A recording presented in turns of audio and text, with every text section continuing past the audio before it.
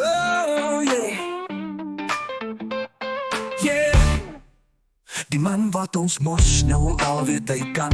Dis Eduan die Bolandse slangman. Het nou die dag weer 'n slang gevang. 'n Kaapse kobra baie giftig, ja, en hy is steeds nie bang.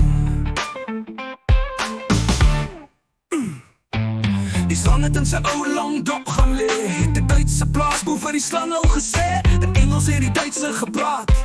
Eduan het verstaan wat hy sê, ja, inderdaad. Yeah, yeah. There is a big snake in my old long drop on my farm. Eduan gaan toe vinnig vas sy haak en ook al sy charm. Kop toe by die ou long drop aan. Moet maar kop eerste in die gat ingaan.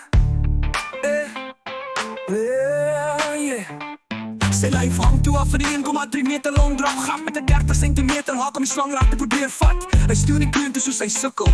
Dit is 'n reuse kobra en moeilik om los te wikkel. Kry haar uiteindelik daar en daar uit. En Eduan se asem blaas en sy asem vloei.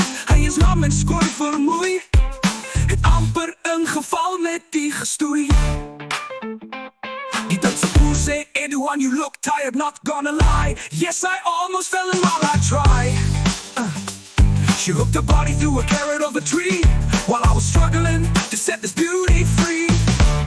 There is a big snake in my old long drop on my farm.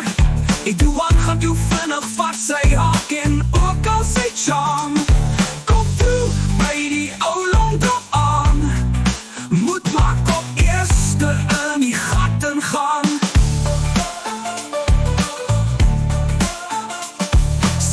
Val ek in die gat en kon toe nie uitkom die arme skat.